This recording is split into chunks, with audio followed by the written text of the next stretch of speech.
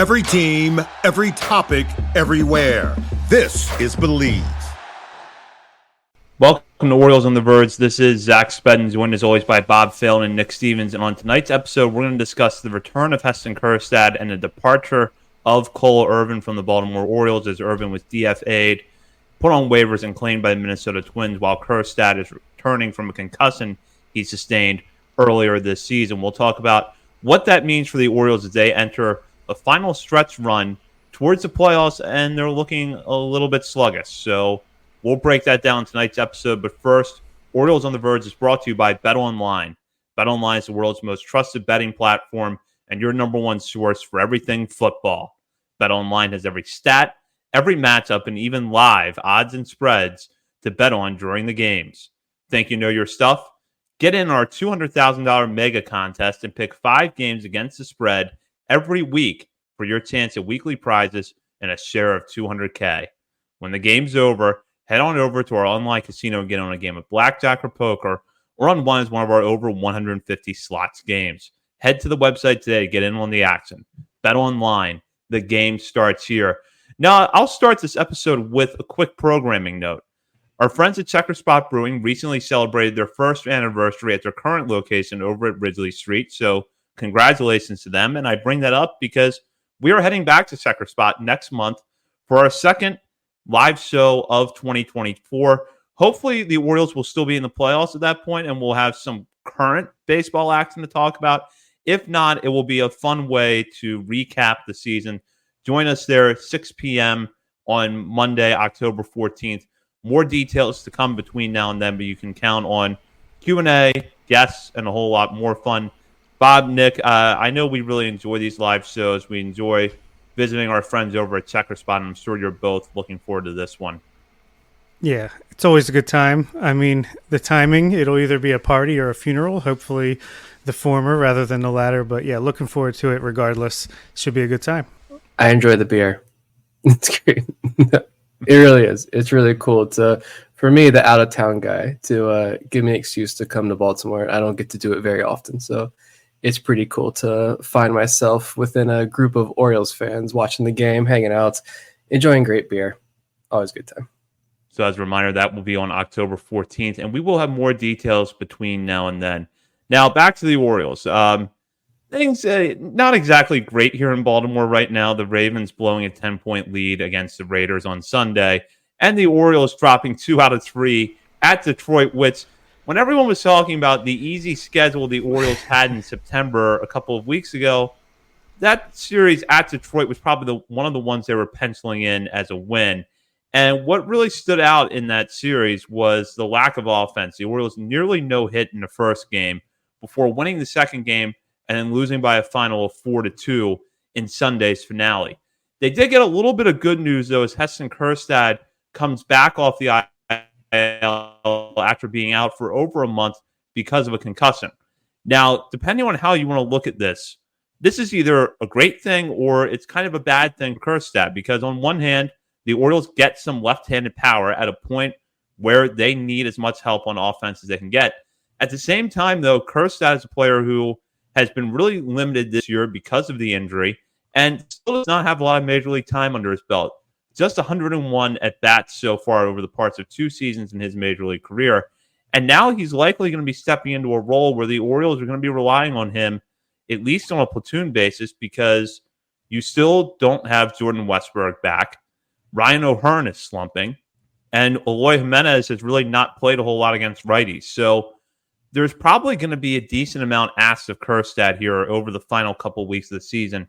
And Nick, I'll start with you.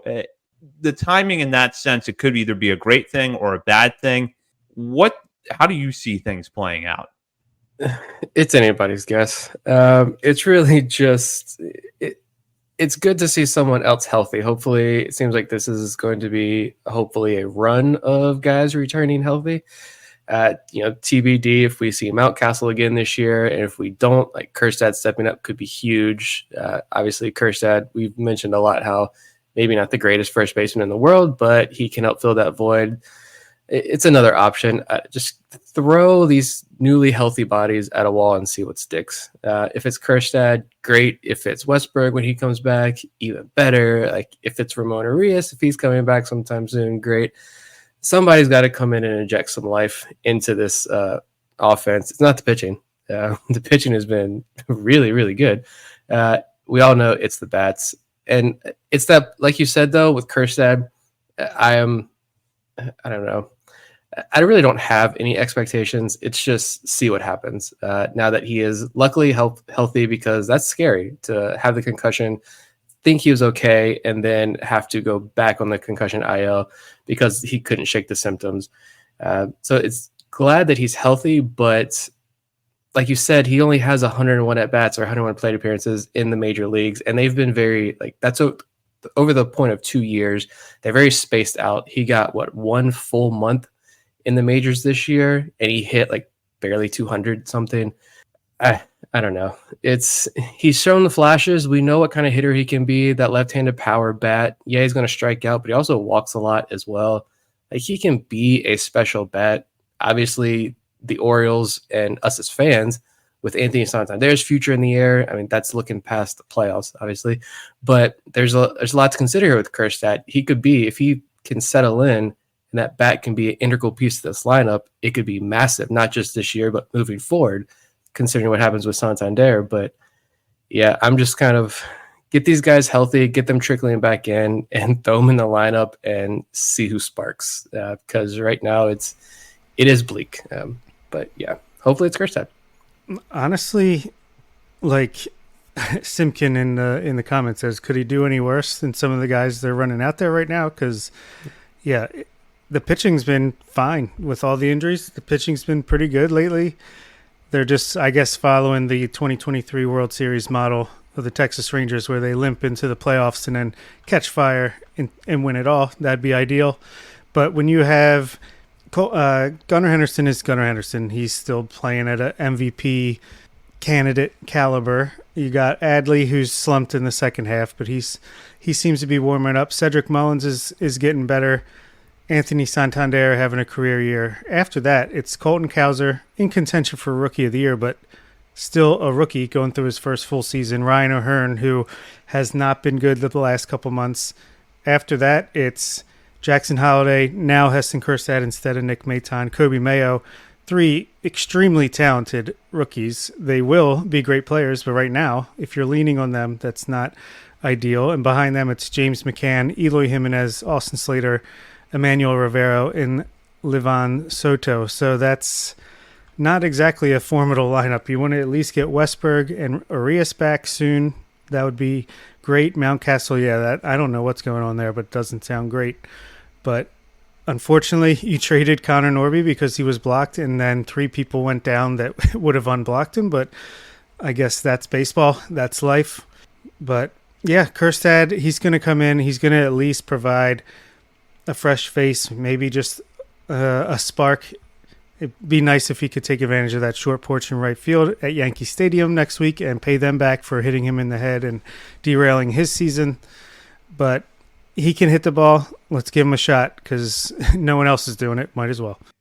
Now, what do you guys think would be an appropriate role for him? We know that the Orioles like to mix and match when it comes to the platoon splits, but we're also trying to figure out how you fit in these different pieces in corner outfield, first base, DH.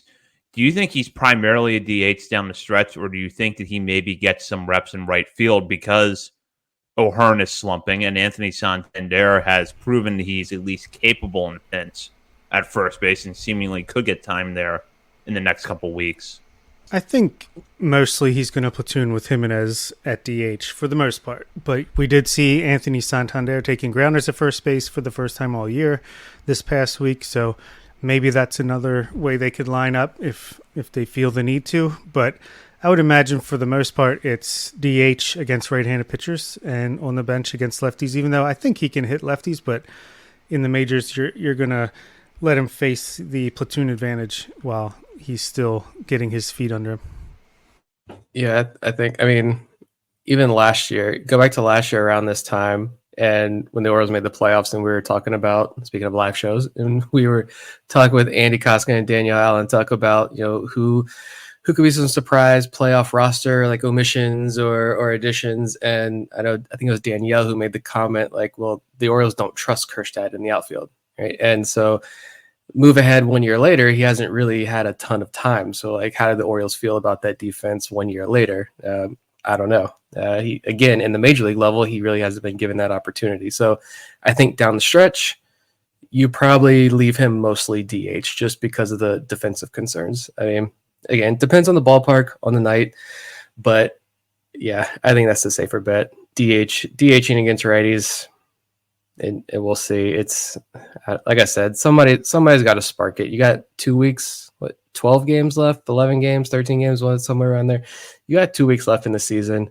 And it's just unfortunate to now. It's like, let's just throw these hopefully healthy bodies at a wall and see what sticks.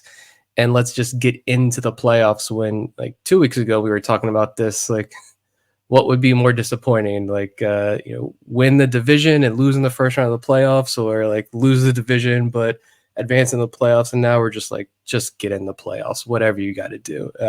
And let's see what happens. That's the frustrating part here, though. But we'll go the other. My dad works in B2B marketing. He came by my school for career day and said he was a big ROAS man. Then he told everyone how much he loved calculating his return on ad spend. My friends still laugh at me to this day. Not everyone gets B2B, but with LinkedIn, you'll be able to reach people who do. Get a $100 credit on your next ad campaign. Go to linkedin.com/results to claim your credit. That's linkedin.com/results. Terms and conditions apply. LinkedIn, the place to be, to be. At your job, do you ever have to deal with a nose roller? How about a snub pulley? Well, if you're installing a new conveyor belt system, dealing with the different components can sound like you're speaking a foreign language. Luckily, you've got a team ready to help. Grainger's technical product specialists are fluent in maintenance, repair, and operations. So whenever you want to talk shop, just reach out. Call, click Grainger.com, or just stop by. Grainger, for the ones who get it done. eBay Motors is here for the ride. With some elbow grease and a whole lot of love, you transform 100,000 miles and a body full of rust into a drive that's all your own. LED headlights, spoilers, whatever you need, eBay Motors has it at affordable prices. And with eBay Guaranteed Fit, it's guaranteed to fit your ride every time. Keep your ride or die alive at ebaymotors.com. Eligible items only. Exclusions apply. Big move that has happened here in the last couple of days. The Orioles designated Cole Irvin for assignment, and he was claimed off waivers by the Minnesota Twins. Now, this move is not terribly surprising. We know the Orioles are at a point where they have to start clearing space on their 40-man roster. Nick Maton was also DFA'd as Jacob Webb came off the 15-day IL. And Irvin had already been DFA'd once this season, made it through waivers, and ended up going back to Norfolk for a little while before rejoining the Orioles. And it has been an odd year for Irvin. Things started off really well for him. He was a really valuable arm for this team early in the season, but then started to slump a little bit beginning around June. And although he had his moments in the last few months, he could never quite get the consistency back. And it was pretty emblematic of his time with the Orioles. 184 and 2/3 innings in 2 seasons with the Orioles, 4.68 ERA. And that comes after the Orioles obviously acquired Irvin from the Oakland A's 2 off seasons ago, and a trade that sent Darryl Hernandez to Oakland for Irvin and minor league pitcher Kyle Verbitsky. And we've kind of gone through the highs and lows of that trade. Hernandez having the great 2023 season, while Irvin was kind of inconsistent. Then early this year, Irvin comes out the gate really strong. We're starting to talk. We even talked about this at our last live show. Oh, is this trade going to turn into a win for the Orioles? And now Irvin no longer in the organization. Bob, I'll start with you here. What are your thoughts on this development? I'm fine with Cole Irvin getting claimed by the Twins. Unfortunately, I think he was, it came into spring training so promising. His velocity was up. The stuff looked like it was a little bit better. And like you said, he had a great start to the season. Started struggling and just kind of snowballed from there. I think the stuff tick down throughout the year. Unfortunately, I think he's kind of just like similar to Bruce Zimmerman, he's a guy that a little bit better than Zimmerman maybe, but a guy who, when he's got options, when he's a depth rotation piece who could fill in at the back end, be a long man reliever, go up and down if you need space. Unfortunately, when he was out of options and there's a roster crunch, the team is getting more talented. It just kind of, he got DFA'd the first time, didn't really seem to be much better coming up. He was just getting like the lopsided games, low leverage situations to eat innings, and unfortunately they needed room and he made the most sense to go. I think it's just, I still would make that trade again if you go back. I mean, process over results. I think it was the right move at the time, and this is also the right move at this time. So can't really complain. You know, he did give us some pretty solid innings the last few years, all told, and we still got Kyle Verbitsky down there. Could develop into a decent relief pitcher. We'll see. But, it sucks because he seemed like a really good dude, like a nice guy, did well with the community and his own Discord, I think, that he was participating in. So hate to see him go. Wish he was a more talented player that he could have stuck around, but it is what it is. Yeah, I'm not losing any sleep. We're losing Cole Irvin. It's fine. Unfortunately, that trade doesn't look like it's going to work out. A lot of trades don't, and I think it's okay. I fully agree with Bob there. You make that trade. You go back, you make that trade again, and you make that same trade again, and you make it again. Like, that's Darryl Hernandez. And I when he was healthy at the beginning of the year, I know he missed a big chunk of time at the beginning, or it's a fractured hand, or I forget what injury he had, but he missed a lot of time this year. But when he was healthy, I found myself watching a couple Oakland A's games at the beginning of the year, which it takes a lot to do. That's how much I love Darryl Hernandez, but he was never going to see an at-bat with the Major League Orioles. So I 100% make that trade 100 out of 100 times. It's, like I said earlier, pitching hasn't been the issue. Cade Povich is having a fantastic month. Dean Kramer and Albert Suarez, with like 5 of their last 6 or 6 of their last 7 outings have been quality starts. Like Corbin Burns is back on track. He's having a fantastic month. The pitching staff is strong, and hopefully Grayson Rodriguez is back soon in some sort of role. But to be able to, too. Yeah, like to be able to bring back a healthy Jacob Webb, to bring back a healthy Danny Coulombe. I know he's got at least, does he have a couple rehab outings already in Norfolk? I know he's got at least one. So he should be back in the next couple of days, I imagine. Like, I much rather bring Webb and Coulombe back and then Rodriguez back. Irvin, like you said, great dude, but unfortunately, no space here. I'm fine if the next move, when Coulombe or Grayson Rodriguez come back, if you want to DFA or cut, send to the moon, whatever, Craig Kimbrell, I'm fine with that as well. Keep cutting the dead weight on this roster with the pitching staff. It's funny how, again, go back to just 2-3 weeks ago, our conversations around this team. It's like trying to figure out the pitching. Do we feel confident in this pitching staff? Are we okay? It was a mailbag question. Are we okay if Albert Suarez has to pitch, game 3 of a playoff series? And now we're like, the lineup scares the crap out of us, but the pitching staff, we feel a lot confident. Just crazy how quickly things turn for this team. But yeah, wish Cole Irvin all the best. It's unfortunate, he can't participate in the playoffs with the Twins. He's I think they've got a lot of really young guys in their rotation. So I feel like he's just a little extra insurance, maybe give some of those guys some rest, a little depth option there as they finish these last 2 weeks of the season. But wish them all the best out there in Minnesota. I don't imagine we've acquired a ton of talent from the Twins, pitching talent from the Twins, guys who they thought is seen as cast-offs, prospects that they were willing to deal away, who have turned out pretty well for us. I don't see that reverse magic happening for them here in this scenario. No, but I think Kimbrell might survive a little bit longer. I think Birch Smith, since he has an option, is probably going to be the guy that goes down for Coulombe, and then hopefully Grayson's back before the end of the year. And I don't know, at that point they might just want to let him finish the season out, but it wouldn't bother me whatsoever if he is the next one to be DFA'd. I want to go back to what you both mentioned, which is that you would make this trade again. And I kind of sense that there's going to be a little bit of reluctance from some Orioles fans going forward with these kind of trades because Hernandez is a position player, and the one consideration I think really factored into that deal was that he was going to be Rule 5 eligible after that season. So they felt like they had to get something for him while they could, but still, young, talented, up-the-middle, athletic player coming off a really good year at the time of that trade.